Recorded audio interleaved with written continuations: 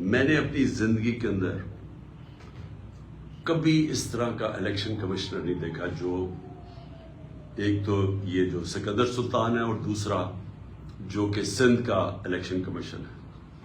پہلے میں یہ واضح کر دوں کہ جو سندھ کا الیکشن کمشنر ہے یہ سندھ گورنمنٹ کا ملازم ہے, یہ انڈیپینڈنٹ الیکشن کمشنر نہیں ہے.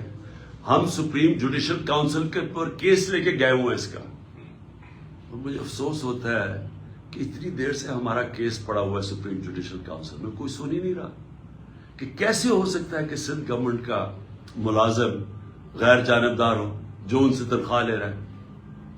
اور جو اس نے کیا ہے چیف الیکشن کمشنر نے, سوائے اس کے اس کا 1 پوائنٹ ایجنڈا ہے کہ عمران خان کو ڈسکوالیفائی کیسے کرنا ہے. توشہ خانہ کا کیس اس نے پکڑا ہوا ہے. جس وقت بھی یہ کیس عدالت میں جائے گا, اس کے ہاتھ سے نکلے گا, میں آج رائٹنگ میں اس قوم کو دیتا ہوں, ہر چیز اخلاقی طور پہ اور قانونی طور پہ اس میں جائز میں نے کیا ہے. اور دوسرا فورن فنڈنگ کیس, جس وقت بھی اس کے اوپر تحقیقات ہوں گی یہ واضح ہو جائے گا کہ تحریک انصاف واحد پارٹی ہے جس نے صحیح معنی میں پولیٹیکل فنڈ ریزنگ کی ہے. سپریم کورٹ نے بھی 2018 میں کہا ہوا ہے اس کو, الیکشن کمیشن کو, پھر سے ہائی کورٹ میں بھی کہا ہوا ہے کہ جو فنڈنگ کیس ہیں تینوں parties, Peoples Party, P M L N اور تحریک انصاف کی اکٹھی سنی جائے. 4 سال ہو گئے ہیں, تحریک انصاف کو کٹہرے پہ کھڑا کیا ہوا ہے اور ان دو پارٹیز کے کیسز نہیں سنتا. کیسز اس لیے نہیں سنتا کہ جب یہ کیس آپ قوم کے سامنے آئیں گے تو آپ کو پتا چلے گا کہ ان پارٹیز کا کوئی طریقہ ہی نہیں ہے فنڈ ریزنگ کا. یہ فنڈز کیسے اکٹھے کرتے ہیں, یہ بڑے بڑے نامور, اور میں وہ بزنس مین بھی جانتا ہوں جو بڑے بڑے جن کو یہ پہلے مل کے ان کے ساتھ ان کے بزنس پارٹنر ہی ہوتے ہیں, ان کو پیسہ بنا کے دیتے ہیں, پھر الیکشن آتا تو ان سے بڑے بڑے اربوں روپیہ لے لیتے ہیں. یہ ہے ان کی فنڈ ریزنگ. وہ پارٹی جس نے 40,000 لوگوں کا ووٹ ڈیٹا بینک ہے, ڈونر بینک ہے 40,000 لوگوں کا, وہ پارٹی کو اس نے کھڑا کیا ہوا ہے. کبھی کچھ کر رہا ہے, کبھی ایف آئی اے سے چیک کر رہا ہے, کبھی کوئی ہمارے ڈونرز کو تنگ کر رہا ہے. اس کے پیچھے پڑا ہوا یہ, ان سے نہیں پوچھتا کہ جناب آپ بتائیں آپ کی کیوں نہیں. اور میں نے سنا ہے کہ انشاءاللہ ان کا کیس لگنے لگا ہے اور ہم انتظار کر رہے ہیں کہ ساری قوم کو پتا چلے کہ یہ دونوں پارٹیز پیسہ کیسے اکٹھا کرتی ہے. اور پھر توشہ خانہ, میں پھر چیلنج کرتا ہوں کہ جب بھی توشہ خانہ لگے گا, کوئی چیز عمران خان نے انلیگل نہیں کی, کوئی کسی قسم کا, نہ آج تک پہلے قانون توڑا ہے, نہ آج توڑے گا, نہ کبھی آگے بھی توڑے گا. لیکن جنہوں نے قانون توڑا ہے, جنہوں نے توشہ خانہ میں ڈاکہ مارا ہے, اس میں ہے نواز شریف اور آصف زرداری. کیوں ڈاکہ مارا ہے؟ کیونکہ گاڑی توشہ خانہ سے نکالنا غیر قانونی ہے. 3 مہنگی گاڑیاں آصف زرداری نے توشہ خانہ سے نکالی ہیں اور 1 نواز شریف نے نکالی. کیوں نہیں الیکشن کمیشن پوچھتا ان سے؟ نواز شریف تو چلے مفرور ہے, ابھی آئے گا, ڈرائی کلین ہو جائے گا پھر سے, تو اس سے پوچھے تو صحیح کہ تم نے گاڑی کیوں نہیں نکالی ہے, کیوں نہیں اس کے اوپر آگے کیس چلتا, کیوں نہیں زرداری تو ممبر آف پارلیمنٹ ہے, کیوں نہیں اس کا نیب کا کیس کھولتا کہ 3 گاڑیاں مہنگی گاڑیاں اس نے نکالی ہے توشہ خانہ سے. تو سب سے آسان کام ہے, میں جناب کسی کو اپنے دوست کو کہوں کہ مجھے گاڑی پریزنٹ کر دے, وہ مجھے پریزنٹ کرے, میں توشہ خانہ میں ڈال دوں, آدھی قیمت دے کے گاڑی خرید دوں. تو اسی لیے اجازت نہیں ہے اس کی. تو میں اس سے سوال پوچھتا ہوں کہ ان سے کیوں نہیں پوچھا آج تک. اور پھر کیا وجہ ہے کہ جو بھی کیس جاتا ہے ہمارا اس الیکشن کمیشن کے پاس ہمارے خلاف فیصلہ ہو جاتا ہے. 8 دفعہ ہم عدالت میں گئے اور عدالت میں انہوں نے اس کے فیصلے رد کیے. اور اگلا میرا سوال ہے کہ ہم اس کے اگینسٹ عدالت میں گئے ہوئے چیف الیکشن کمیشن کے, ہمارے کیس ہی نہیں سنے جاتے, اور وہ ہر روز ہمارے خلاف نیا کوئی فیصلہ کرتا رہتا ہے.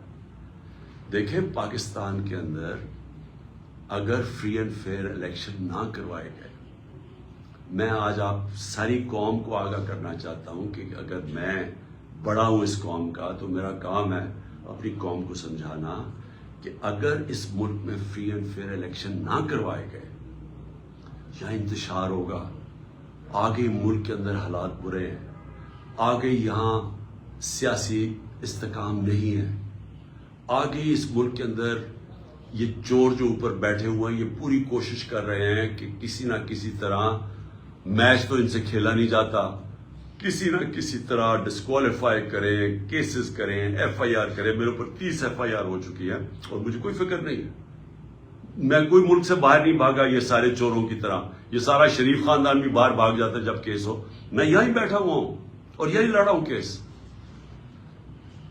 میچ تو یہ کھیل نہیں سکتے، انہوں نے اب یہی الیکشن کمیشن کو استعمال کرنا ہے اور انہوں نے ایف آئی اے کو استعمال کرنا ہے، انہوں نے نیب کو استعمال کرنا ہے کسی نہ کسی طرح ٹیکنیکل ناک آؤٹ کرنے کے لیے۔ لیکن اگر اس ملک کے اندر صاف اور شفاف الیکشن نہ ہوئے، میں بڑے عزت سے اپنے اداروں کو، جس میں ہماری عدلیہ بھی ہے، معتبر ہے، اور جس میں پاکستان کی فوج بھی ہے، جن کے پاس جو اس ملک میں ایک پلیئر ہے، میں آپ کو یہ بتانا چاہتا ہوں کہ اگر آپ کو ملک کی فکر ہے تو خدا کے واسطے اس ملک کو صاف اور شفاف الیکشن کی طرف لے کے جائیں۔ اس کے علاوہ کوئی حل نہیں ہے۔ جس دل میں ہم گرتے جا رہے ہیں اس میں سے نکلنے کا کوئی اور حل نہیں ہے۔ کسی معاشی ایکسپرٹس کو پوچھ لے، کوئی ماہرین جو کہ پالیٹکس کے ایکسپرٹس ہیں، باہر سے کوئی منگوا لیں اگر آپ کو اندر یہاں نہیں ملتے، سارے آپ کو ایک چیز کہیں گے کہ پہلے پولیٹیکل سٹیبلٹی لے کے آئیں، فری اینڈ فیئر الیکشن کروا کے، اس کے بعد ملک آگے چانس ہے اوپر پھر سے کھڑے ہونے، نہیں تو یہ نیچے ہی جا رہا ہے۔ میں نے آخر میں نے اپنی ساری مشاورت کمپلیٹ کر لی ہے۔ میں انشاءاللہ 17 تاریخ کو ہم ہماری پارٹی کی گیدرنگ ہو رہی ہے بڑی لبرٹی چوک کے اوپر، اور انشاءاللہ لبرٹی چوک پہ میں اپنے خطاب کے اوپر اپنی قوم کو ڈیٹ دوں گا جب ہم 2 اسمبلیز، ہماری جو پختونخوا کی اسمبلی اور ہماری جو پنجاب کی اسمبلی ہے، اس کو ہم ڈیزالو کریں گے، اس میں سے نکل کے ہم الیکشن اناؤنس کروائیں گے۔ اس کے علاوہ ہمارے جو 123 یا غالباً 125 نیشنل اسمبلی کے ممبرز ہیں جو ہمارے انہوں نے ابھی تک استعفے قبول نہیں کیے، ہم نیشنل اسمبلی کے اندر جا کے اسپیکر کے سامنے کھڑے ہو کے کہیں گے کہ ہمارے استعفے قبول کرو، تاکہ ہم نیشنل اسمبلی سے بھی ریزائن کریں، اور پھر تقریباً 70% پاکستان کے الیکشن ہوگا۔ قانون آئین یہ کہتا ہے کہ جیسی اسمبلیز ڈیزالو ہوتی ہے تو اس کے 90 دن کے بعد الیکشن ہوگا۔ تو یہ سمجھ لیں کہ انشاءاللہ 17 تاریخ کو میں ڈیٹ دوں گا، اور اس کے بعد ہمارے 70% پاکستان الیکشن میں چلا جائے گا، الیکشن بورڈ میں۔ عقل تو یہ کہتی ہے کہ اگر 70% ملک میں الیکشن ہو رہا ہے تو آپ نیشنل اسمبلی سارے ملک کا الیکشن کروا دیں، لیکن بدقسمتی ہماری یہ ہے کہ ہمارے یہاں مجرم جرائم پیشہ لوگ بیٹھے ہوئے ہیں، ان کو کوئی قوم کی فکر نہیں ہے، ان کی دولت ملک سے باہر پڑی ہوئی ہے، روپیہ گرتا ہے تو ان کی دولت میں اضافہ ہو جاتا ہے کہ ان کے پیسے ڈالر میں پڑے ہوئے ہیں۔ ان کا جینا مرنا پاکستان میں نہیں ہے۔ جب بھی مشکل وقت آئے گا یہ پھر اپنا بوریا بسترا اٹھا کے باہر چلے جائیں گے، جدھر یہ بڑے آرام سے زندگی گزار رہے ہیں۔ ان کا صرف مقصد یہ ہے کہ ان کے کرپشن کیسز معاف ہوں، تاکہ ان کی سلیٹ جیسے جنرل مشرف نے صاف کی تھی، اب یہ جناب جنرل باجوہ کی بدولت ان کی سلیٹ صاف ہوگی، اور اس کے بعد پھر سے یہ امید لگا کے بیٹھے ہوئے ہیں کہ راؤنڈ 3 آئے گا ان کا ملک کو لوٹنے کے لیے۔ تو اس لیے ان کو کوئی انٹرسٹ نہیں ہے الیکشن کروانے کا، ان کو ڈر لگا ہوا ہے کہ الیکشن کروانا یہ ہار جائیں گے اور پھر سے ان کے کرپشن کیسز سامنے آ جائیں گے۔ اس لیے ان کا انٹرسٹ اور پاکستان کا انٹرسٹ مختلف ہے، اپوزنگ اینڈز کے اوپر ہے۔ قوم کا انٹرسٹ اس وقت یہ ہے کہ ملک میں فوری طور پہ الیکشنز کروائے جائیں، اور انشاءاللہ 17 تاریخ کو لبرٹی چوک جدھر ہماری گیدرنگ ہوگی، میں انشاءاللہ آپ کو وہ ڈیٹ دوں گا جس دن ہم اپنی 2 اسمبلیوں سے نکل جائیں گے۔ پاکستان زندہ باد۔